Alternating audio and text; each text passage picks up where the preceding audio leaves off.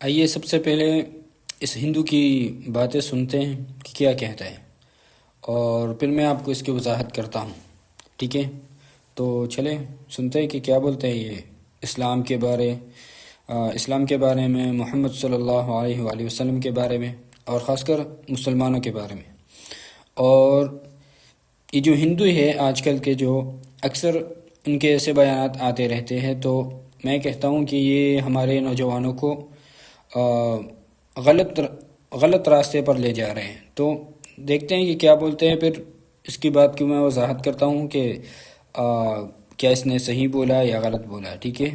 چلو اس کے بارے میں بات کرتے ہیں۔ میں ایسا مانتا ہوں کہ ہاتھ میں AK-47 لے کے بے گناہوں کے خون بہانے کا نام اسلام نہیں ہے۔ پروفٹ محمد ایک جنگ میں گھائل ہو گئے اور اس جگہ کا نام تھا طائف، وہ لہو لہان ہو گئے۔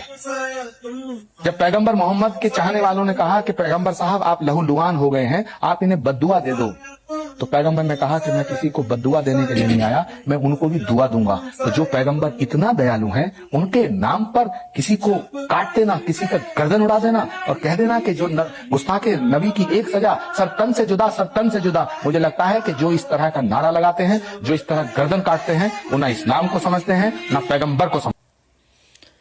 ٹھیک، تو اب ہندو اٹھ کر ہمیں اسلام بتائیں گے اور ہمیں اسلام کے حدود بتائیں گے کہ اسلام کے حدود یہ ہے۔ ابھی یہاں پر اس نے بہت ساری باتیں مکس کی ہیں، بہت زیادہ۔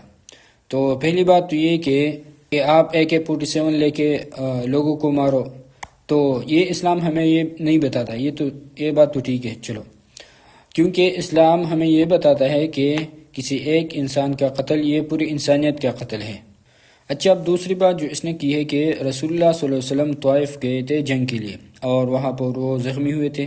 تو یہ بات بالکل غلط ہے، کیونکہ یہ تو بہت ہی مشہور واقعہ ہے، آپ سب کو معلوم ہوگا کہ رسول اللہ صلی اللہ علیہ وسلم طائف گئے تھے، لیکن تبلیغ کے لیے گئے تھے، دین کی تبلیغ کے لیے گئے تھے، اور وہاں پر انہیں بہت تکلیفوں کا سامنا کرنا پڑا، ان کا خون بہایا گیا، بہت شدید زخمی ہوئے وہ، مگر اس کے باوجود رسول اللہ صلی اللہ علیہ وسلم نے ان کے لیے بد دعا نہیں کی، بلکہ ان کو دعا دی دین کے لیے، کیونکہ وہ دین کے دشمن تھے، وہ گستاخ نہیں تھے، ٹھیک ہے؟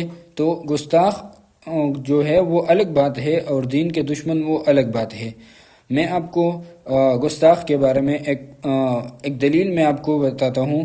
جب غزوہ احد میں آپ صلی اللہ علیہ وسلم بہت زیادہ زخمی ہوئے، تو صحابہ کرام نے کہا کہ رسول اللہ صلی اللہ علیہ وسلم آپ تو بہت زیادہ زخمی ہوئے ہیں، انہوں نے آپ کو لہو لہان کر دیا ہے، تو آپ ان کے لیے